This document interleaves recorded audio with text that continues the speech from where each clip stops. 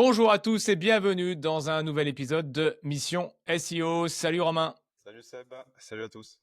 Et aujourd'hui, on va vous guider parmi les facteurs, les fameux facteurs de ranking. Alors encore un terme anglophone, hein, mais quels sont les facteurs qui vous permettront de vous positionner dans la SERP, ou en tout cas qui vous permettent déjà de vous positionner dans la SERP sans peut-être que vous le sachiez.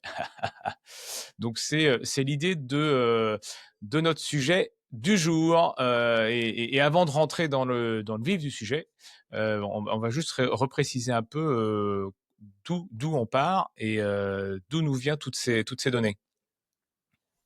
Ouais, alors ce qu'on vous propose aujourd'hui, c'est de partir d'une étude qui avait été faite il y a quelques mois maintenant par Paul Grillet.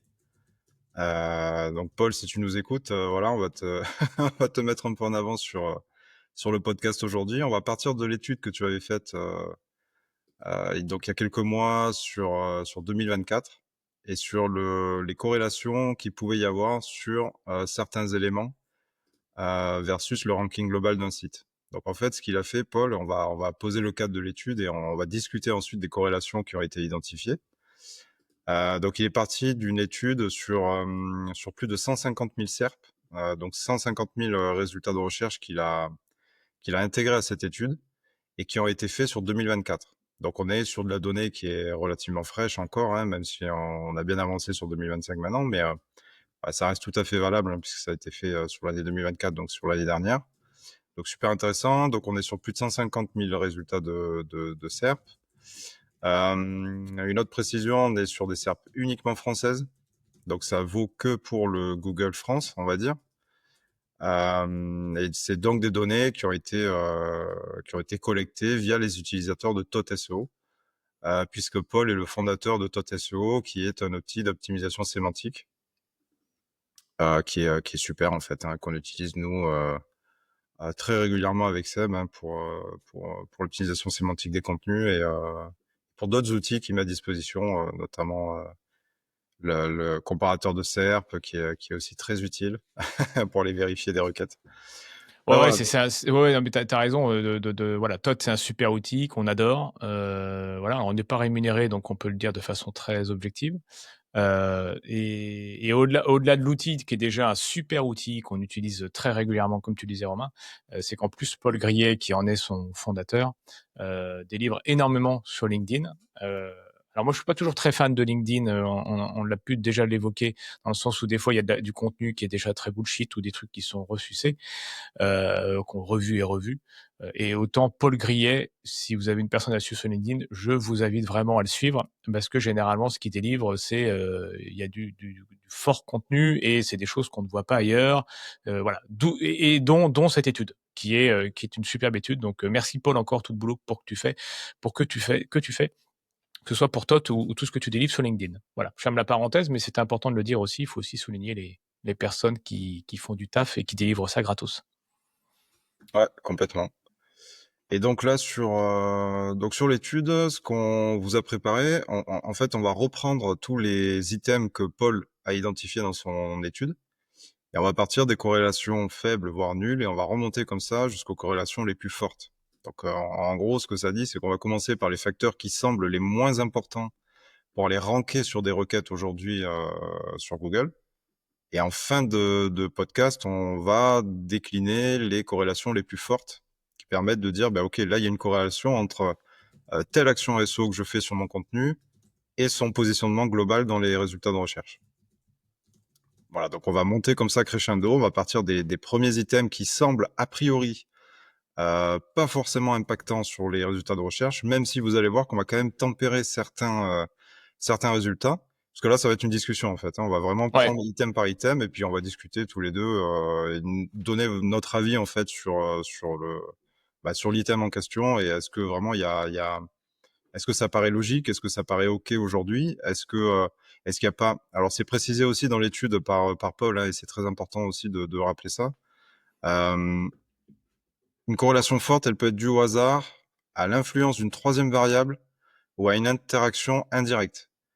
Ça, il le précise bien, ce qui fait qu'en fait un item, suivant sa corrélation, qu'on va voir par la suite, hem, parfois, il peut y avoir un élément indirect qui joue sur le fait que cette corrélation existe ou non. Voilà, je sais pas si je suis très clair, mais en gros, typiquement, vous allez avoir un facteur de ranking qui va être, par exemple, une corrélation moyenne. Donc, on pense qu'il y a une corrélation qui est assez, qui commence à être nette et assez établie, mais c'est parfois aussi via un troisième élément. Donc, ça va être de façon indirecte. Et ça, bon, on va vous le montrer, on va vous l'expliquer après sur les items en question. Mais voilà, c'est important à préciser aussi.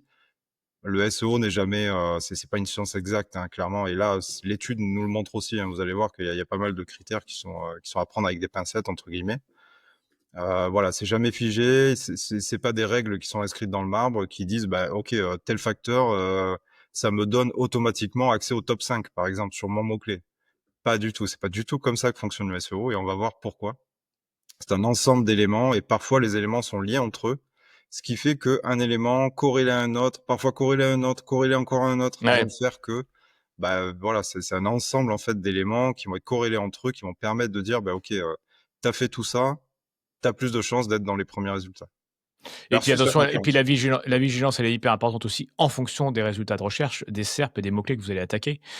Forcément que sur des mots-clés qui vont demander, alors je sais pas, je vais prendre tous les mots-clés autour de calcul, de simulation, de simulateur, de finance, des choses comme ça. On aura forcément plus de tableaux que si vous êtes sur un autre domaine qui est complètement différent. Donc voilà, donc il y a aussi tous ces biais-là qui peuvent venir aussi faire voilà. Donc là, tout ce qu'on va vous donner, ce sont des tendances très généralistes. Et je vous invite vraiment à aller un peu plus loin aussi, mais en tout cas, enfin, aller plus loin en fonction de votre spécialisation, votre niche. Par contre, ce qui est génial, c'est que ça vous donne quand même des idées de données enrichies, de métriques, de balises, qu'il est important de savoir pour voir quel est l'impact derrière, quoi. Je réussis à parler en français jusqu'à partir de la fin du podcast et à mettre les mots dans le bon ordre. Ça va À ce venir, hein, sujet, à force de ça, parler, ça va venir, le ça, flow va. ça va venir. Je sais pas pourquoi. Pourtant, il n'est pas si tôt que ça quand on enregistre ce podcast, mais voilà. Bref. Eh ben, rentrons directement dans le vif du sujet. Et commençons par les corrélations faibles, voire nulles, c'est-à-dire que tous les facteurs qu'on va vous donner là ont peu d'impact sur un bon positionnement. Voilà, si on le résume un peu comme ça. Et je commence directement par les tableaux et le nombre de tableaux, plus précisément, qu'il peut y avoir, où là, on a une corrélation qui est assez faible de ce que nous dit Paul. Voilà, il y a très très peu de. Voilà, il dit même que 82% des pages qui sont bien positionnées n'ont pas de tableau. Voilà. Ouais, c'est ça. Donc après moi là-dessus, hein, mon avis, c'est que je pense que ça dépend beaucoup de la SERP, comme je le disais. Je me suis un Exactement. peu spoilé, mais voilà. Pour moi aujourd'hui, je pense que ce qui est très important, c'est aussi d'aller voir les concurrents. Et si les concurrents ont principalement des tableaux, ça veut dire que c'est ce qui est normalement ce qui est attendu, quoi. Voilà. Et si vous avez beaucoup de chiffres, forcément que c'est quand même beaucoup plus lisible dans un tableau. Voilà. Après, si c'est comment brosser correctement son chien, bon, il y a peut-être moins d'intérêt à mettre un tableau, quoi. Hein. Je sais pas ce que Ouais, tu en c'est penses toi, ça. sur le Alors, tableau. ouais, alors là, ben, voilà, premier truc que je nuancerais fortement, entre guillemets, parce que, alors là, il fait une corrélation qui est quasi nulle avec le nombre de tableaux. En fait, ce que ça dit Ah, c'est concrètement, le nombre. disons qu'un top 3 sur une SERP n'a pas plus de tableaux qu'un top 10, par exemple. C'est-à-dire qu'il Hmm. n'y a pas une corrélation qui dit que, bah, en fait, plus vous faites de tableaux et plus vous serez bien classé, en fait. Voilà, Ce qui est c'est ça que logique. ça dit, en fait. Voilà, mais uniquement ça. Ce qui veut pas dire que les tableaux sont pas utiles. Ouais. Bien au contraire. Moi, j'observe tous les jours sur des contenus, sur des clients ou sur mes propres sites, que l'ajout d'un tableau, et notamment dans la zone chaude, c'est-à-dire vraiment dans le premier tiers, voire quasiment en premier pour synthétiser une information, pour dire, ben voilà, quel type. Si on prend par exemple, tu parlais tout à l'heure de la finance, banque et tout ça, de tous les secteurs un peu, ouais, finance, financier, tout ça, qui sont assez concurrentiels. Il est vraiment pas rare que sur des pages, des URL, on ait en premier un tableau qui synthétise, par exemple, une assurance vie. Bah, telle assurance vie, bah voilà, c'est qui la met en place, quels sont les taux que ça permet Ouais. de récupérer. Enfin, j'y connais rien en assurance vie, Hmm. mais l'idée c'est ça en fait, c'est vraiment de récapituler l'information très très vite, de donner en fait la réponse à la requête très très vite. Hein, c'est le le fameux entonnoir inversé, en fait, où on va vraiment donner tout de suite la réponse et ensuite on va détailler dans l'article la requête et la réponse à l'utilisateur. Donc c'est ça. Là, ce que ça dit simplement, c'est que le nombre de tableaux, et il y a le deuxième qui vient tout de suite, qui est une autre corrélation très faible, c'est le nombre de listes. Ouais. Même chose. En fait, lui, il s'est aperçu que sur toutes les pages qu'il a pu analyser, le fait d'avoir beaucoup de tableaux ou beaucoup de listes n'était pas différenciant sur la concurrence et donc dans le ranking global. Mais par contre, je rajoute moi les listes, hyper important de rajouter de temps en temps des listes à puces, surtout quand ça s'y prête et que c'est intéressant et qu'il faut le faire parce qu'il y a un intérêt, il y a un enjeu UX notamment. Bah, indirectement, ça aura un enjeu après sur la qualité du contenu en fait, la lisibilité du contenu. Voilà, le fait de synthétiser une information, que ce soit dans un tableau ou une liste, en fonction de l'information et de comment on l'amène. Voilà, pour moi, ça reste important, mais là, c'est le nombre qui n'est pas corrélé directement à un ranking global, quoi. Ouais, parce qu'en fait, il dit quand même que les résultats ont en moyenne 6 listes. Donc, ce qui veut dire quand même l'importance des listes. Ouais, Mais c'est c'est quand pas même le nombre qui va faire que vous allez être bien classé. Par contre, les listes sont très importantes, comme tu le dis, c'est hyper, hyper important. Voilà, donc ouais, t'as raison de le préciser, hein, on n'est pas sur est-ce qu'il faut mettre des tableaux ou pas, mais est-ce que le nombre de tableaux influence sur la position. Et c'est pareil sur le troisième facteur de ranking, et qui n'en est pas forcément un, parce que c'est une corrélation faible, voire nulle, c'est le nombre d'éléments de données structurés. Donc, bon, alors, si vous ne maîtrisez pas les données structurées, je vous invite à écouter notre épisode sur le sujet. Vous en saurez beaucoup plus. Hein, mais en tout cas, c'est tout ce qui va pouvoir vous différencier quand même principalement aux yeux de Google, parce que vous allez donner des informations supplémentaires et très bien drivées, en tout cas, étiquetées pour Google. Donc ça, c'est hyper important. Et donc là, 75% des pages contiennent au moins une donnée structurée. Ah, pardon, j'ai pas éteint mon tes souhaits. micro. Merci. Pourtant, je m'en suis éloigné, mais ça s'est quand même entendu. Et je l'ai pas senti venir. Pardon, excusez-moi. À mes souhaits. Donc, je disais sur les données structurées, oui, qu'il y avait 3 pages sur 4 qui contiennent des éléments de données structurées. Voilà. Mais là, il n'y a pas eu en fonction du nombre, encore, à nouveau, pas de lien, en tout cas très évident entre est-ce que plus vous avez de données structurées et plus vous êtes mieux classé, quoi. Mais là, je remets encore des guillemets là-dessus. Si vous êtes sur des produits et que vous vendez des produits, il va y avoir un impact pour moi très important au niveau des données structurées, parce que si vous mettez le prix, les avis, la disponibilité, etc., en données structurées, bah, forcément que vous allez vous différencier si vos concurrents l'ont pas fait. Et puis si nos concurrents l'ont fait, bah, vous allez vous différencier si vous n'en avez pas, mais dans le mauvais sens du terme. Donc c'est important de les mettre. Voilà. Par contre, c'est pas le nombre, plus vous en rajoutez, c'est pas ça qui va vous faire que vous êtes mieux positionné. Je pense que là-dessus, moi, je suis plus partant pour dire aussi que ça dépend de la qualité de la donnée structurée. Ah ouais.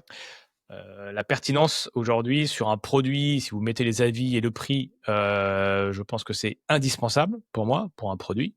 Par contre, si vous oubliez de mettre une donnée structurée comme, je sais pas moi, la partie organisation, la partie, voilà, des choses comme ça, bon, il y a peut-être moins d'impact en tout cas sur le taux de clic que vous allez avoir, parce que moins visible. Donc, ça, c'était la partie données structurées. Je sais pas si ça t'amène des commentaires, toi, Romain. Ouais, non, non, pas plus que ça. Alors j'étais assez surpris quand j'ai vu le résultat. Je me suis dit, ah tiens, ok, les données structurées, visiblement, c'est pas important. Mais non, on reprécise que c'est le nombre d'éléments structurés. Effectivement, bah, Paul, comme tu disais, il rajoute bien qu'en fait, la plupart des SERPs contiennent des données structurées. Et ça va beaucoup varier si on est sur du transactionnel, hein, typiquement sur des données structurées qui vont permettre de structurer l'information, notamment sur les achats, les ventes, un prix moyen, un prix agrégé, voilà. Donc forcément, là, ça sera forcément très important sur des pages catégories ou des pages produits, quoi. Clairement, ça sera même incontournable, hein, d'avoir des données structurées, quoi. Donc en fonction de la façon, donc, comme tu disais, on amène la donnée structurée, comment on la met, comment on la met en place sur la page, et est-ce que la page, en fonction de l'intention utilisateur, elle nécessite ou pas une donnée structurée, voilà. Donc c'est un peu la limite aussi de l'étude, hein, en soi, c'est qu'en fait, il y a pas de différenciation entre l'intention sur les requêtes qu'il a analysées.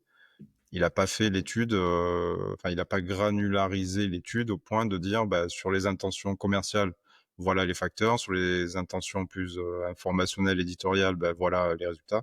Tout est mélangé là.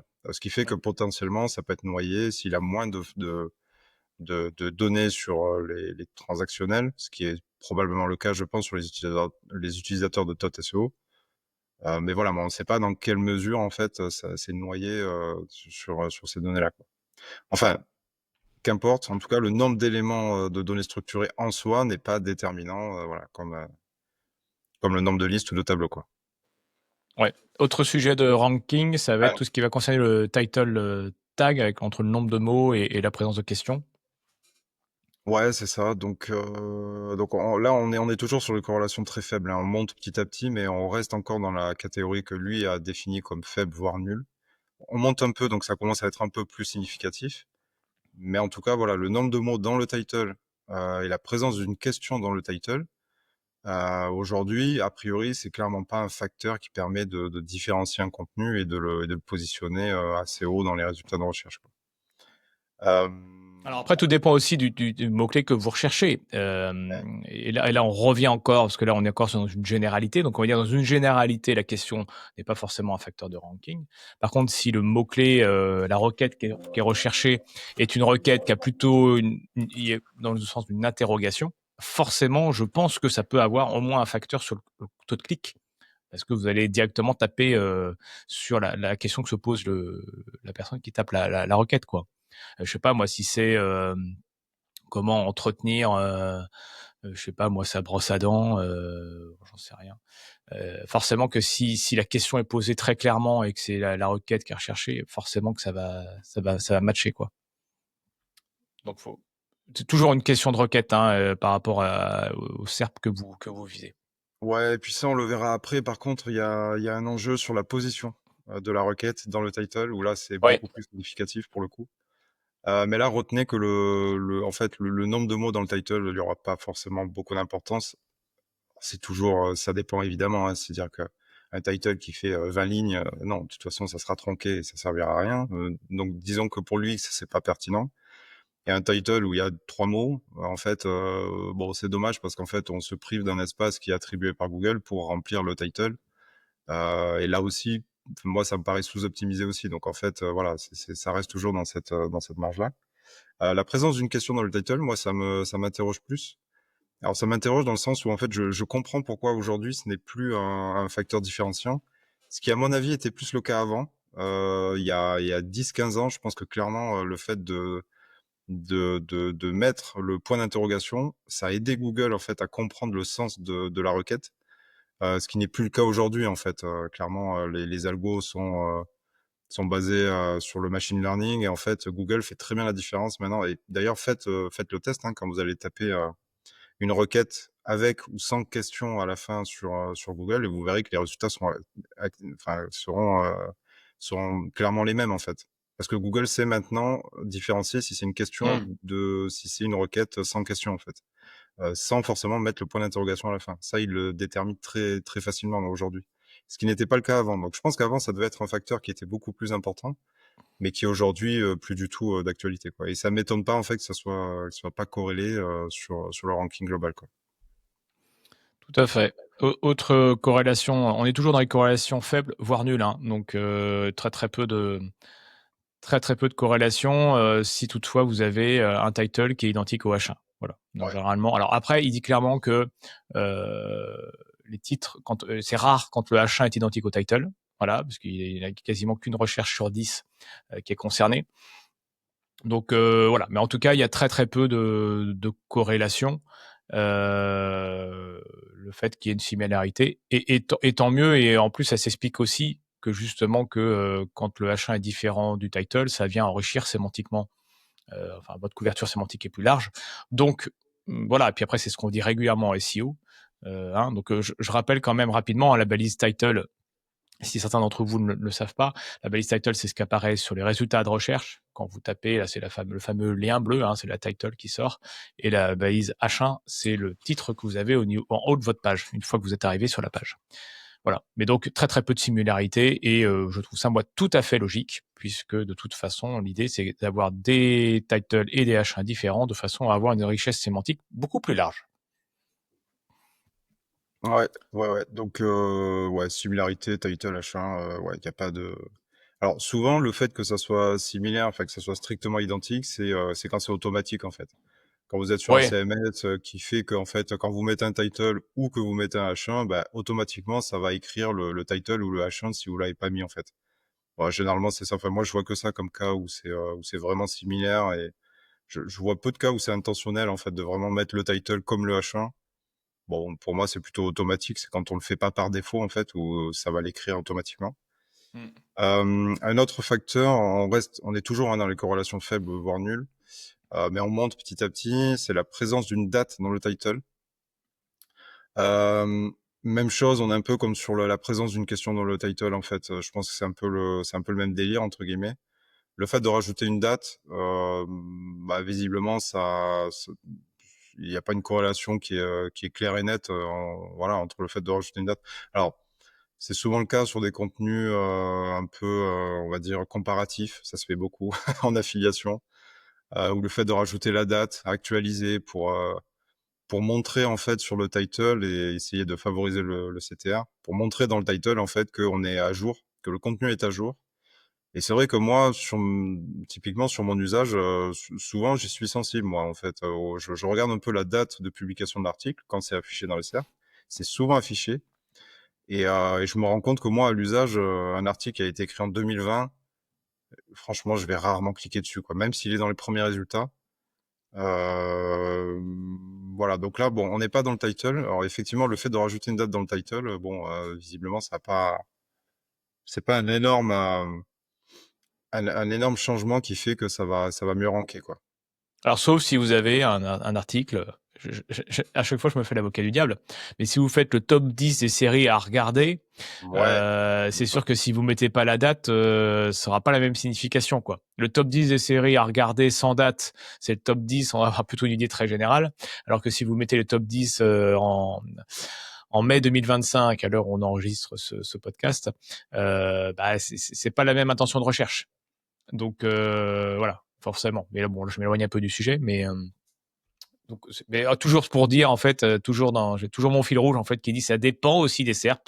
Attention, on est dans une idée très généraliste. Mais en tout cas, comme tu disais Romain, dans des dans des articles ou des contenus qui sont plutôt globalisés de façon plutôt globale, la date pas forcément d'intérêt. C'est pas ça qui va faire que ça va être mieux ranké.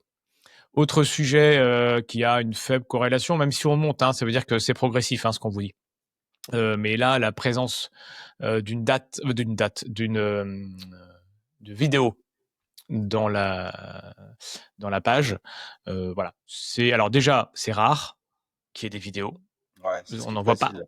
on n'en voit pas tant que ça quand même. Donc là déjà, voilà. Mais en tout cas, ça semble pas avoir un impact bénéfique sur les classements parce que la corrélation est encore assez faible. Voilà. Après, et puis Paul, je pense que le précise dans son étude, Ouais, c'est quand même mieux d'ajouter des vidéos ouais, complètement. parce que il y a le fait d'avoir une vidéo, bah forcément, alors déjà si je clique dessus, paf, tac, engagement, et deux en plus si je la regarde, bah, c'est que forcément ça va venir augmenter le temps passé sur la page. Donc ça a que des Exactement. effets positifs. Encore faut-il que vous avez la vidéo adéquate. Mais en tout cas, c'est certain. Et puis en plus, on n'arrête pas de parler de vidéos, TikTok, Insta, YouTube, qui surperforment tout ça là. Donc il y a quand même un intérêt quand même à mettre des vidéos pour augmenter le taux d'engagement. Ouais, ben c'est ça. Ben alors là, pour moi, on est clairement dans un cas d'interaction indirecte, en fait, où la vidéo en elle-même n'apporte pas de ranking immédiat. En fait, c'est pas parce qu'on met une vidéo que. Alors déjà, comme tu disais, on va repréciser ça parce que moi, le chiffre me paraît énorme, mais il y a seulement 0,7% des résultats qui ont une vidéo, en fait, sur les SERP. Mm. Donc, ce qui fait que de toute façon, ça biaise l'étude dans le sens où, en fait, il y a tellement très peu de data que ça permet pas de dire que bah, c'est un facteur de ranking. Bah oui, logique, parce qu'il y a tellement peu de data en fait que, ou alors l'inverse serait un facteur SEO et tout le monde se jetterait dessus parce que tout le monde ferait une vidéo. Ouais. Si c'était vraiment un facteur de ranking énormissime, tout le monde l'aurait compris à un moment donné et tout le monde mettrait une vidéo sur sa page. Mais par contre, on est vraiment sur un effet indirect parce que là, rajouter une vidéo, comme tu l'as très bien dit, bah, tu restes plus longtemps sur la page, ça envoie des signaux qui sont positifs Et ça, par contre, c'est avéré. Le fait de rester sur la page, de rajouter une vidéo, ça améliore l'interaction, ça améliore la réponse apportée. Parce que aujourd'hui, mettre une vidéo à la place d'un contenu, on sait que les gens ont de plus en plus de mal à lire. Voilà, le fait de rajouter une vidéo, ça permet de synthétiser l'information aussi. Voilà, tout ça fait que là, par contre, sur l'interaction même sur la page et sur les signaux qui sont envoyés à Google, c'est ultra, ultra positif. Donc il le précise bien aussi, il dit mais ajouter quand même des vidéos, ça reste hyper pertinent, même si en soi c'est pas un élément direct de ranking, mais c'est un élément, pour moi on est vraiment sur un élément indirect. Et on est sur la fin des corrélations faibles voire nulles. Là on va passer sur les corrélations moyennes. Donc on monte progressivement, on commence à aborder les items qui sont de plus en plus prégnants en fait sur les rankings. Et donc là, quand on commence à attaquer ce type de corrélation, on a notamment la présence de la requête exacte dans le H1. Donc là, on disait que, juste avant, hein, on disait que le H1 identique au title n'était pas forcément de corrélation. Par contre, là, le fait que on ait la requête exacte dans le H1, qui, je répète, est le titre de votre page, voilà. Donc là, il apparaît pas de corrélation. La corrélation n'est pas forcément très évidente. Par contre, il y a un petit lien positif. Voilà, on va le résumer comme ça. Il y a un petit lien positif. Voilà. Donc c'est pas un hack, c'est pas le hack du moment, mais bon, c'est potentiellement une bonne pratique. Moi, là-dessus, je suis un peu plus mesuré. J'aime bien mettre dans le title la requête très précise. On va en reparler, mais dans le H1, j'aime bien mettre une requête qui s'en rapproche avec un peu de synonymes de façon à venir nourrir le champ sémantique. Je sais pas toi comment tu fais, Romain, mais généralement, je mets pas la requête exacte. Je reprends systématiquement la requête, moi. Ouais, Tu je la reprends mets dans la systématiquement la H1. requête. Quitte à Ouais. varier un petit peu au niveau de la syntaxe, enfin Ouais. du champ lexical, effectivement. Donc souvent, hein, moi, je suis assez, assez robotique là-dessus, mais assez, souvent, c'est title, requête exacte au tout début, et H1 pareil. Et après, je peux rajouter 2 points et pour préciser un élément sur l'angle du Ouais. sujet, voilà, comment on va angler le truc. Mais ouais, souvent, moi, je le mets quand même dans le H1, je mets vraiment la requête exacte, quoi. Voilà. Et Ok. alors, je pense que ça s'explique parce que on comprend côté Google que les balises, et notamment title et H1, pour moi, ça reste, je pense, hyper important pour Google Oui. pour aller scanner la page. En fait, quand il va vraiment passer la première fois sur la page, il va scanner. En gros, il va regarder pas dans le détail, mais vraiment dans niveau macro, en fait. C'est-à-dire que il passe dessus, il a déjà vu la title, tac, il arrive, H1, ok. S'il y en a un, s'il y en a plusieurs, on va voir d'ailleurs qu'il y a un truc après sur ça. Euh, il y a un H1, il y a la requête dedans, ok, je comprends de quoi ça parle. Tu vois, pour moi, il arrive à filtrer comme ça très très vite le sujet d'une page Ouais. et à Oui, pas bien sûr. passer de temps excessif sur une page pour comprendre de quoi ça parle en fait. Mm. Donc, ouais, moi, c'est une préco que je pourrais dire clairement à un client, dire, bah, mettez la requête exacte quoi qu'il arrive dans le title et dans le H1, quoi. Et même au début, quoi. Clairement. Ouais. Donc ça, c'est la première des corrélations moyennes. Une deuxième, donc on continue à monter. Là, ça devient un peu plus intéressant. Et on en parlait tout à l'heure, justement, c'est assez rigolo. Là, on est sur la présence d'au moins une liste. Donc, on vous disait tout à l'heure que le nombre de listes importait très très peu, voire il y a aucune corrélation à faire sur ça. Par contre, la présence d'au moins une liste, là, ça commence à devenir intéressant. On est sur une corrélation moyenne. Donc, ce que ça veut dire, c'est que concrètement, dans son étude, il a mis en évidence que les résultats bien classés avaient au moins une liste. Donc là, ça devient intéressant. On se dit, ok, donc c'est pas le nombre de listes qui compte, mais par contre, le fait qu'il y en ait au moins une pour toujours pareil, hein, synthétiser l'information, faire en sorte qu'au niveau UX et au niveau lisibilité, ça soit plus digeste. Voilà, nous on voit bien les listes, ça a été avec l'IA notamment, on voit que Mm. ça a été un énorme changement. Enfin, depuis que l'IA a été démocratisée entre guillemets et que tout un chacun peut utiliser et rédiger de cette façon. Oui, les listes à puces, on voit que c'est un réflexe même côté IA qui est très facile et très rapide et ça a un intérêt moi je pense vraiment sur la lisibilité et le fait que ça soit là en corrélation moyenne et que ça commence à être significatif, ça m'étonne pas. Je sais pas toi ce que Ah t'en penses. bah oui, bon bah on va reprendre ce qu'on disait tout à l'heure, mais facilitez s'il vous plaît la lecture de ceux qui vous lisent et la liste. Voilà, on peut inclure les tableaux. Et là, c'est pas le sujet de cette corrélation, mais en tout cas, tout ce qui va permettre d'enrichir votre contenu, que ce soit plus visible, les vidéos, les tableaux, les listes, les infographies. On en parlait avec Napkin qu'on a fait là sur notre dernier Ouais. épisode. Enfin, tout ça va forcément venir, voilà, contenu enrichi, plus. Donc, oui. Donc, ça m'étonne pas qu'il commence à y avoir une corrélation un peu plus forte que tout ce qu'on a dit précédemment sur la présence d'au moins une liste, quoi. Et sur l'autre corrélation qui suit, la présence d'au moins un H1, là aussi, on continue à monter un peu dans la proximité et l'intérêt de mettre un H1, voilà, sur la page. Oui, tout à fait, au niveau du ranking, voilà. Alors là, je suis un peu même surpris qu'il soit aussi bas dans le classement. Mais pour moi, c'est indispensable d'avoir un H1.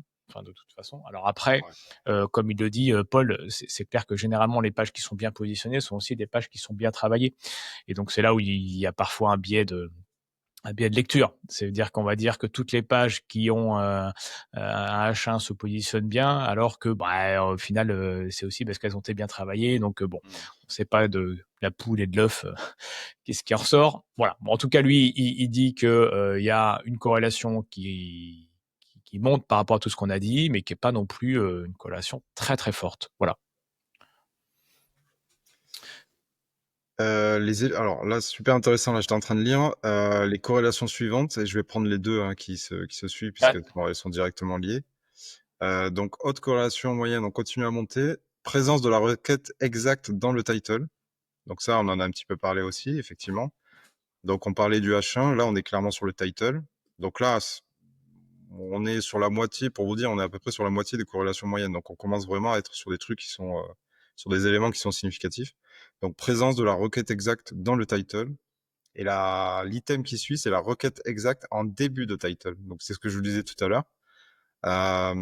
Donc là, pour moi, ouais, moi, dans mon usage, c'est clairement ça. La requête exacte, pour moi, c'est incontournable qu'elle soit pas dans le Ouais. title. Enfin, c'est obligé qu'elle soit dans le title, plutôt, plutôt dans ce Oui. sens-là.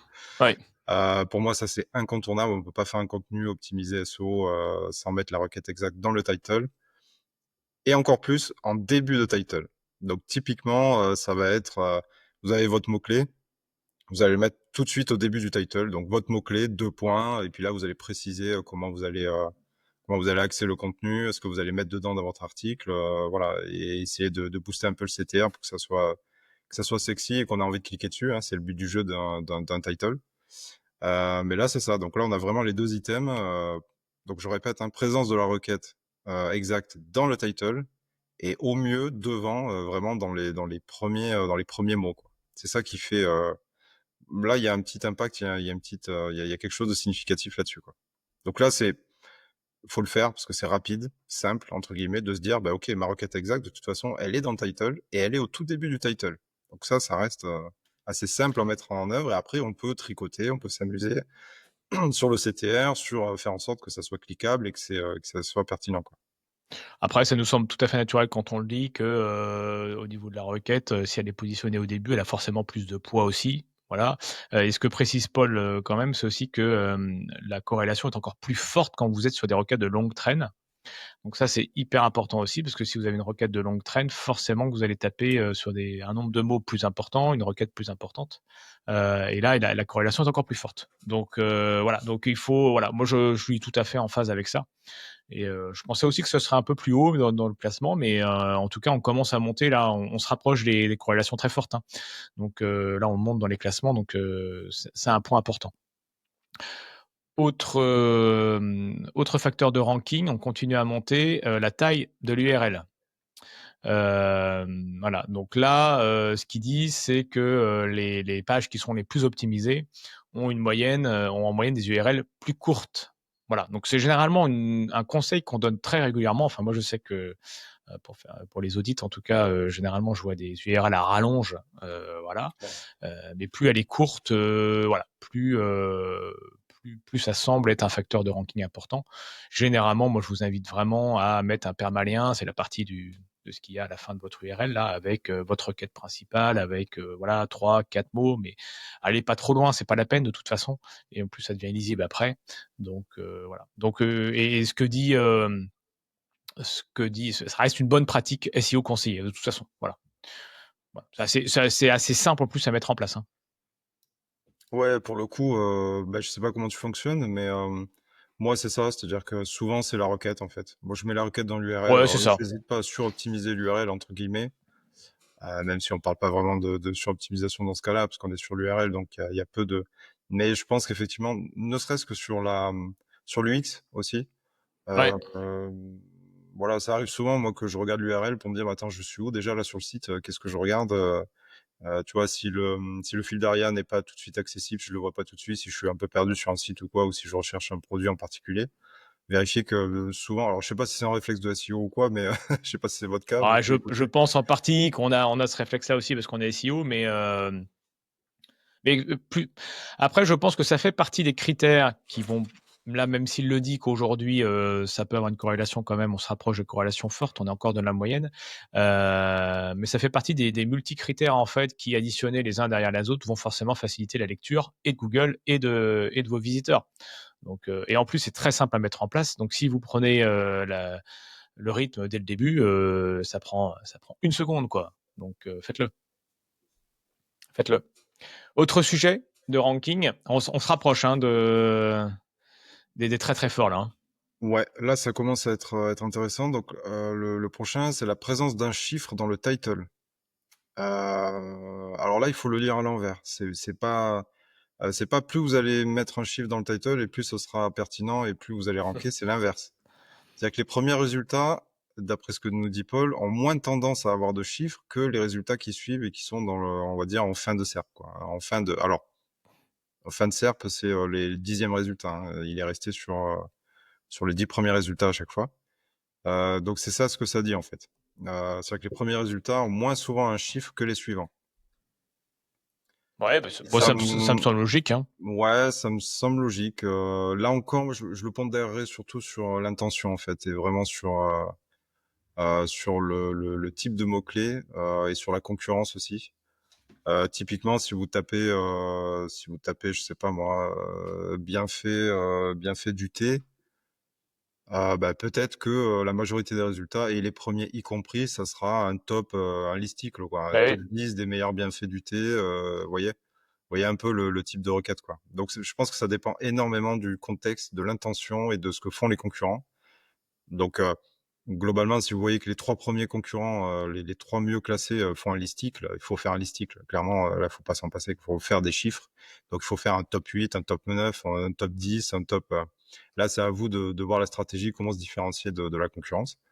Mais ouais, je le tempérerai dans le sens où ça dépend vraiment de la requête, je pense. Mais en tout cas, si on reste sur un aspect général et global, visiblement, il n'y a pas de moins il y a de chiffres et mieux c'est entre guillemets, je pense. Enfin, c'est mis en évidence en tout cas sur l'analyse, quoi. Et moi, et en même temps, alors attention, je suis pas copywriter, donc je vais laisser les copywriters puis commenter si ce que je vais dire est une grosse boulette, mais je ne pense pas. En même temps, si on met les bienfaits du thé et si on met les 5 bienfaits du thé, je pense que rajouter le chiffre ou top 5 des bienfaits du thé ou les bienfaits du thé, le top 5, enfin qu'importe dans quel ordre, mais le fait, il y a quand même un impact plus important et ça va plus inciter à cliquer. Voilà, que donc dès que vous avez possibilité d'intégrer quelque chose comme ça et que c'est plutôt naturel dans la recherche, faut le faire quoi. C'est certain. Les bienfaits du thé ou les 5 bienfaits du thé, moi je trouve que le deuxième est beaucoup plus, j'aurais plus une tendance à cliquer quoi, naturellement. Ouais, complètement, hein. Bah, moi, tu vois, j'ai un client là, typiquement, les meilleurs articles, ceux qui rankent le plus, c'est des top 8, top 9, Bah machin. oui, Et parce que ça s'y prête en fait. Clairement, bah oui. les requêtes s'y prêtent et c'est ce qui fait le plus cliquer, quoi. C'est vrai que ça aide au clic. Donc là, ouais, tu vois, je pense que c'est ouais, présence d'un chiffre dans le title. C'est-à-dire que moins il y a de chiffres et mieux ça rank. Je pense qu'au général, ça se vaut, hein, puisqu'il a révélé dans l'étude. Mais ça dépend énormément là. Il faut vraiment aller analyser mot-clé par mot-clé et voir Oui, comment oui. se comporte la SERP. Parce que Ça c'était On se rapproche. Là, il nous en reste 2 là avant d'arriver aux corrélations très très fortes. Donc restez avec nous. Le teasing que j'aurais dû faire dès le début en fait. En sachant que les Bref. corrélations très très fortes, il y en a que 2, hein. Pour le coup, donc Ouais. là, on est Ah bon. bah non, bah t'es en train de tout péter là. Parce que alors là, par contre, si on met un Non, mais chiffre dans le title, on met les 2 corrélations fortes, on aura moins d'impact que si on met le top ouais, 10. c'est sûr. Donc c'est pour vous montrer qu'on est très proche là de voilà, on est vraiment dans des De la fin. corrélations moyennes, mais qui sont moyennes fortes, quoi. On commence vraiment à être Voilà, donc là les moyennes fortes, parce qu'on arrive là, on commence à avoir des chiffres commencent à être très intéressants. C'est le nombre de produits sur une page commerciale. Donc forcément qu'il y a un léger lien avec un meilleur classement. Voilà, après c'est certain que si vous avez plus de choix dans vos produits, et là on va parler de page catégorie principalement, mais si sur une page catégorie vous avez 2 choix et votre concurrent en a 15, bon, ça se comprend quand même assez aisément que le concurrent va pouvoir peut-être surperformer par rapport à vous, puisqu'il offre plus de choix et donc que les visiteurs sont forcément plus contents. En tout cas, ils auront plus de facilité à trouver ce qu'ils recherchent. Voilà, entre deux choix et 15, le choix est vite fait, si on peut le dire comme ça. Donc moi, ça m'étonne pas du tout que sur les requêtes commerciales, les pages avec le plus de produits soient poussées, quoi. Même si quand on commence à avoir 150 choix et qu'il faut scroller et appuyer sur de la pagination, ça commence à être un peu le bordel. Alors moi, c'est un peu, ça c'est une tendance très personnelle. Mais c'est un peu comme les menus au resto, quoi. Moi, quand tu vas dans un restaurant et que tu as un menu avec 2 pages, c'est assez court, tu as un choix qui est assez fin, tu te dis, bon, c'est de la bonne qualité. Quand tu commences à ouais, avoir des pages, exactement. un menu avec, il te propose autant un kebab que de la pizza, que des pâtes, qu'un bœuf rôti. Bon, là, tu te dis, putain, il est en train de tout faire. Limite, il fait de l'indien, du chinois, enfin bref, du français. Bon, là, ça sent le truc quand même qui sort un peu du congèle et réchauffé micro-ondes. Donc C'est déjà voilà. après, ouais, malheureusement, ouais. Ça, c'est une tendance. Là, attention, hein, je me réfère pas à l'étude de Paul, mais autant Paul, je comprends ce qu'il a analysé là, et je suis d'accord avec lui sur le fait que plus il y a de produits, mieux c'est. Par contre, attention à pas aller à l'extrême. Ça veut dire peut-être que si vous avez trop, trop, trop, trop de produits, peut-être que votre catégorie sont peut-être pas assez pertinentes. Ouais, tout à fait. Et on arrive au dernier élément, la dernière corrélation moyenne de l'étude, c'est le nombre de mots dans le contenu. Alors, je suis un peu embêté parce qu'à la relecture de l'étude, je suis en train de relire là, en fait, il explique qu'il y a pas forcément de corrélation immédiate et claire sur le nombre de mots et pourtant il l'a mis en corrélation, moyenne très, très haute. Donc là, j'ai du mal un peu à situer ce qu'il a voulu dire. On vous donnera d'ailleurs en lien le PDF de l'étude, hein, comme ça vous pourrez aller voir dans le détail. C'est hyper riche et c'est bien détaillé. Mais là, pour le coup, je suis un peu embêté. Donc, je pense que ça va être un gros débat entre tous les deux, tout simplement, sur le nombre de mots dans le contenu. Parce que si on se base sur son étude, en fait, il explique dans le corps de l'étude que bah, il y a aucune corrélation qui est nette sur le nombre de mots. Et dans le résumé, il met que c'est un facteur très différenciant et assez significatif. Donc, je suis un peu donc moi, sur le nombre de mots dans le contenu, pour moi, ça va essentiellement se baser sur la concurrence, en fait. Et quand je vais faire une analyse sur une SERP, je vais regarder les 3 premiers résultats. Et si je vois que le nombre moyen de mots des 3 premiers résultats, mettons, c'est 2500 mots, moi, j'aurais tendance à cadrer sur ça. Je vais faire entre 2000 et 2500 mots, voire peut-être un peu plus en fonction de la pondération entre le premier et le troisième, par exemple. Si je vois que le premier a fait un peu plus que les 2 autres, bah, je vais pousser le curseur un peu plus au-delà de 2500, vous voyez. Mais voilà, je vais vraiment, moi, me baser essentiellement sur la concurrence et quasiment tout le temps sur les 3 premiers, quoi. Si je vois que les 3 premiers, voilà, on est à 2500 en moyenne et c'est à peu près homogène, ils sont, on va dire 2002, il y en a un qui a 2002, il y en a un qui a 2007 et l'autre à 2004, 2005. Ok, je vais me dire, bah, 2005, ça va être mon cadre de travail, ça va être ma base. Et le but du jeu, ça va être de faire mieux qu'eux en 2500 mots, quoi. Voilà, c'est comme ça, moi, que je vais déterminer mon nombre de mots sur un contenu. Ouais, alors je te rejoins. Moi, je trouve que le nombre de mots sur un contenu, je rajouterais le nombre de mots sur un contenu par rapport à la concurrence. Enfin, je veux dire de rester dans une moyenne. Alors moi, je prends les 10 premiers résultats pour faire une grosse moyenne. C'est généralement ce que je retire. Les gros là qui peuvent venir nous faire chier, parce que des fois, tu as 2500 de moyenne, mais tu en as un qui est à 10 000. Donc, je retire celui-là qui est hors norme. Ouais. Euh, Après, moi, ce que je dis souvent, c'est que c'est une indication. Donc, par exemple, si on reprend 2500 mots, comme tu le disais, c'est à peu près ce qu'il faut pour couvrir l'intention de recherche. Donc, si tu en fais 2003 ou 2007, c'est pas la problématique. C'est que si tu en fais 1000 au lieu de 2500, bon, bah, ça veut dire que à mon avis, il y a un truc que tu as loupé, quoi. Il y a quelque chose que tu n'as pas couvert dans l'intention de recherche. Et pareil, si tu en fais 5000 au lieu de 2500, ça veut dire que tu es peut-être hors sujet. Donc, tu as peut-être blablaté sur plein de trucs qui n'ont pas lieu d'être. Voilà. Donc, moi, c'est vraiment comme ça que je vois. Et par contre, moi, j'insiste parfois pour dire que bah, peut-être que tu as, dans la façon de décrire, t'es peut-être plus synthétique, peut-être plus concis. Et donc, si ça se trouve, tu peux peut-être faire 2000, 2100 mots. Mais dans ta façon de faire, peut-être que tu as rajouté des infographies, des tableaux qui vont faire que ça va être très compréhensible. Et peut-être que tu es un peu plus. Et peut-être que tu as rajouté quelque chose que les autres n'ont pas. Et donc, tu as peut-être que 2700 ou 2800 mots ou 2500. Donc, c'est pas une science exacte pour moi. Je pense qu'il faut. Voilà. Par contre, ça donne une tendance. Voilà. Donc, moi, je pense qu'on a à peu près le même avis là-dessus. Il faut être très vigilant sur ça. C'est pas une science exacte. Donc, je te rejoins. Je sais pas. Pour moi, le nombre de mots, non. Mais le nombre de mots par rapport à la concurrence, oui, pour couvrir Ouais. l'intention de recherche. Ouais, carrément, c'est ça. En fait, ça donne un cadre. Alors, peut-être que ce qu'il a voulu dire, c'est que le nombre de mots en soi dans le contenu, voilà, c'est pas parce que, en gros, je vais faire 5000 mots que je serai plus complet que tout le monde et que Google va m'apprécier et que je Ouais, serai dans les premières positions. Ce qui était vrai, là aussi, il y a quelques années, où le fait de, où en fait, le jeu des SEO, en fait, c'était de faire des guides ultra complets sur bah n'importe oui. quel sujet. Et plus c'était complet, et plus c'était long, et plus Google avait tendance à mieux positionner les contenus parce que c'était exhaustif et parce que voilà, on n'était pas encore dans l'ère de l'IA entre guillemets, Ouais. mais côté Google, hein, je parle RankBrain, on n'était pas encore dans le fait de synthétiser l'information au maximum pour l'utilisateur. On n'était pas dans le paradigme du moteur de réponse encore.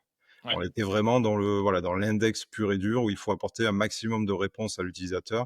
Et le fait de faire des guides ultra fournis, ultra complets, et je me souviens très bien de cette époque, hein, pour avoir parcouru le web, à chercher des infos sur, voilà, sur des hébergeurs et tout ça, voir les plus gros contenus pour bien choisir un hébergeur, tout ça. Alors ça vaut encore, je pense, sur les comparatifs, sur ce genre de requêtes assez particulières, mais voilà. Mais ce que ça veut dire, c'est que le nombre de mots en soi ne fait pas tout, et loin de là, au contraire. Parfois, comme tu disais, il vaut mieux se restreindre sur certaines requêtes. Google va attendre des réponses assez brèves, des Ouais. contenus de 1000 mots, pas plus, parce que la réponse est simple entre guillemets. Elle appelle pas en fait à aller sur beaucoup plus d'éléments en fait sur le contenu. Donc Et avant de passer sur les deux dernières corrélations qui sont extrêmement fortes, je mets juste attention, un panneau attention, par rapport à la rédaction du nombre de mots, parce que si vous faites ça avec de l'IA, notamment, la richesse sémantique est assez faible. Et donc, c'est pas le nombre de mots que vous allez faire avec de l'IA mal prompté qui va faire que vous allez bien vous positionner. Parce que 1500 mots avec de l'IA mal prompté fait que votre diversité de mots va être très très faible. Donc vous n'allez pas utiliser très peu de vocabulaire. Et donc un petit tot permet justement quand vous avez rédigé votre texte d'avoir la richesse de votre vocabulaire. Et attention parce que l'IA est assez pauvre. Il connaît beaucoup de trucs, enfin en tout cas il semble connaître beaucoup de trucs, il connaît beaucoup de mots, mais par contre il a du mal à les utiliser correctement et de façon diversifiée. Donc je ferme la parenthèse. Et donc on arrive Tadam! On mettra un petit jingle. On arrive aux deux corrélations très fortes, les plus fortes du classement de Monsieur Paul Grier. Et donc, celui qui arrive sur la deuxième marche du podium, c'est le nombre d'images. Et pour lui, c'est une surprise d'ailleurs dans l'étude là. Euh, ça c'est le plus fort. C'est celui qui est le plus Ah, c'est le plus fort. Ah ouais, c'est merde. la plus Ah grosse bah je corrélation. viens de me cramer tout seul. Spoilé. Bah voilà. Eh bah, de toute façon, on avait déjà teasé les deux. Bon bah ça c'est le plus fort, c'est le nombre d'images. Merde, putain, j'étais à l'inverse. Bah, j'ai mal mis mon Pas truc. grave. Bref. Et donc c'est voilà. Alors, par contre, l'étude ne distingue pas en fait le type d'image. Hein. Est-ce que c'est de l'IA, est-ce que c'est des Ouais. images uniques qu'on a pris, est-ce que c'est une banque d'images, voilà. Donc il n'y a pas de distinction par rapport à ça. Même si, de mon point de vue, je pense que des images uniques restent quand même le best du best. Voilà, mais par contre, c'est vrai que le nombre d'images est un facteur de ranking assez fort. Et ça se comprend encore dans tout ce qu'on dit depuis le début, hein, sur la richesse du contenu que vous allez produire. Enrichir. Et que surtout, si on, comme on le dit, on a un article de 2500 mots, si vous mettez 0 image, je ne sais pas s'il y a grand monde qui va rester sur votre site. Hein. parce que ça va quand même être assez dégueulasse. On va avoir des gros pavés de texte. Donc image, image, image, et des images faites maison, c'est encore mieux. Ouais, donc assez surprenant sur celui-là. Moi, il m'a surpris aussi, comme Ouais. Paul le dit aussi, celui-là, pour le coup, il s'y attendait pas du tout sur le nombre d'images. Donc le fait de, en gros, les premiers contenus semblent avoir quand même plus d'images que ceux qui suivent et ça c'est assez net en tout cas sur la corrélation. Mais comme tu Alors, dis, après, c'est vrai que s'il pose aussi les infographies aussi sont dans les images. Hein. ouais, c'est ça. En Donc, fait, donc tout voilà, dépend. je veux dire, c'est pas Ouais, forcément que des photos. Hein. Donc les non, c'est ça. infographies, top top quoi. Hein. Ouais, c'est ça. En fait, et je pense que ça doit avoir un impact très, très fort, hein, pour le coup, le fait de Voilà. rajouter une infographie, ne serait-ce qu'une infographie, et on vous renvoie sur l'épisode sur Napkin. Mm. Pour le coup, où ça clairement c'est à ajouter à votre stack, hein. Moi, c'est déjà fait, je l'utilise tous les jours. Une infographie par article quasiment et là, vous êtes sûr que enfin, vous êtes jamais sûr, mais vous forcément, vous faites mieux que la concurrence parce que Ouais. la concurrence ne le fait pas encore, hein, donc clairement, c'est toujours mieux ouais, donc le nombre d'images, voilà, il y a une corrélation très, très forte entre le nombre d'images et le fait de bien ranker sur ces mots-clés. Donc à retenir, effectivement, comme tu disais, des images uniques, hein, même si lui fait pas la distinction dans l'étude, mais c'est toujours mieux. Ça, on sait que c'est de toute façon mieux valorisé côté Google, hein, d'avoir des images uniques, ne serait-ce que pour les ranker dans le moteur image, hein, tout simplement. Hein. Google va pas vous faire ranker dans les premières positions sur Google Images si vous utilisez une image qui a été utilisée par 10 concurrents, quoi. Clairement, bon, pour lui, il y a aucun intérêt. Elle a déjà été torchée cette image, donc aucun intérêt de vous mettre en avant par rapport à ça. Mais par contre, des images ouais, uniques, donc idéalement que vous avez fait vous-même, que si c'est des produits, vous avez voilà. Même si bon, on va pas se leurrer, mais avec l'IA aujourd'hui, la capacité à faire des images qui sont très propres et très intéressantes fait que ça devient de plus en plus accessible par tout le monde. Et ça, c'est un élément qui va, je pense, exploser. Enfin, voilà, tout le monde va se mettre à rajouter des images parce que ça devient de plus en plus simple. Même si aujourd'hui, il faut encore prompter pour avoir les images qu'on veut et qui soient pertinentes par rapport au contenu qu'on veut illustrer. Moi, je suis assez sûr que dans 1 an, 2 ans, ça sera à la portée de n'importe qui en mettant un mot-clé, de sortir une image pertinente et de la rajouter comme ça à son contenu à la volée. Il y aura des plugins sur WordPress pour faire ça à la volée de façon automatique. Enfin, ça, j'en suis quasi sûr. Hein. Donc ça, retenez qu'aujourd'hui, je pense que c'est un gros facteur de classement, mais probablement va baisser dans le temps à mesure que ça va démocratiser l'usage en fait et que ça sera plus un facteur qui permet de différencier des contenus, quoi. Si tout le monde demain se met à utiliser Napkin et à faire des infographies dans ses articles, bon ben on se doute bien qu'en fait ça sera plus un élément différenciant et ce facteur-là va baisser mécaniquement Ouais. dans les résultats de recherche. Et donc, pour terminer, c'était exceptionnel comme classement, puisqu'on va terminer par le deuxième. Ça n'a jamais été fait. Généralement, on termine par le premier, mais nous, on termine par le deuxième. Et Mais il y puis a en un plus, lien c'est avec bien. Top. Pour le Bah coup, il y a ouais, un c'est lien avec Top. génial. On l'a pas fait exprès, mais oh si, on va dire que ça en a fait exprès. Allez. Donc la deuxième corrélation la plus forte, c'est le score d'optimisation sémantique. Voilà. Alors ça, c'est quand même pas surprenant. Et on parlait de richesse de contenu, de vocabulaire, autour de la sémantique. Et ben forcément, que plus votre contenu est riche sémantiquement, qui va évoquer plein de sujets, plein de termes autour de votre requête principale, ben voilà, forcément que ça va venir booster votre page et mieux la positionner. Mais ce qui est pas très surprenant, on vous l'a déjà répété de nombreuses fois lors de nos podcasts, hein, mais optimiser votre texte d'un point de vue sémantique pour que vous ayez voilà. Forcément que on va se rappuyer sur Tot parce que nous on est assez fans de Tot, mais vous avez plein d'autres outils, il y a Your Text Guru, 1.fr, enfin plein de choses comme ça qui peuvent vous aider aussi. Mais plus vous allez avoir une richesse sémantique, mieux ça va se classer. Ouais, moi, il me surprend pas celui-là, hein, pour le coup, d'être dans les Non. top corrélations, le score d'optimisation sémantique. On sait que c'est lié tout simplement au fonctionnement de Google. Hein. En fait, Ouais. comment Google va classer un contenu, c'est une machine, hein, c'est une IA. Donc en fait, lui, il va scanner les mots. On parle de vecteur sémantique. Lui, il va scanner les mots, il va les comparer à la concurrence pour comprendre déjà, dans un premier temps, de quoi parle un contenu. Et ça va l'aider sur la récurrence des expressions, des vecteurs sémantiques. C'est là que la richesse sémantique entre en jeu aussi, pour pouvoir se diversifier aussi de la concurrence sans forcément coller à une optimisation sémantique bête et méchante parce que le concurrent a utilisé 10 fois ce mot, donc moi je le mets au moins 10 fois. Ce mot-là 20 fois, donc je le mets au moins 20 fois. Voilà, pour pas qu'on ait un truc robotique et que les contenus se ressemblent parce qu'en fait on a les mêmes mots et les mêmes occurrences de mots. Donc là concrètement c'est Mm. difficile de faire différent.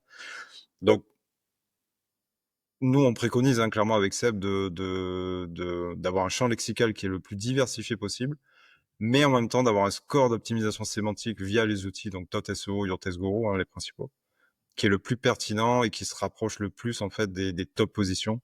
Parce que là, nous, on voit clairement de notre côté que ça a un impact. Un côté Google, quoi qu'on en dise aujourd'hui, même si on est loin du keyword stuffing, où le but du jeu, ça va pas être de placer son mot-clé le plus de fois dans le contenu, ça ne marche plus clairement.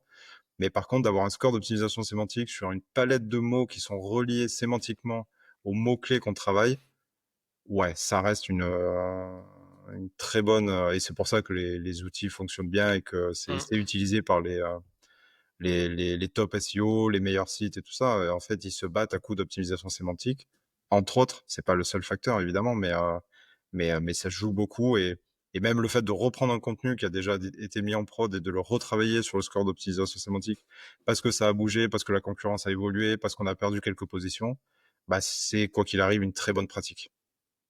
Oui, voilà, et puis, bah, bien sûr, ne pas faire ça, les yeux fermés, parce que sinon vous mettez juste des mots les uns derrière les autres et puis ça va faire une belle, voilà, bien sûr qu'il faut avoir bien travaillé ça, mais vous avez compris le sens forcément, de tout ce que vient de dire Romain. On arrive au terme de ce classement de facteurs ranking. Je pense qu'on a battu notre record depuis le début au niveau du timing. On va se rapprocher de l'heure. On s'était dit au tout début, quand on avait créé, qu'on ferait autour de 20-30 minutes.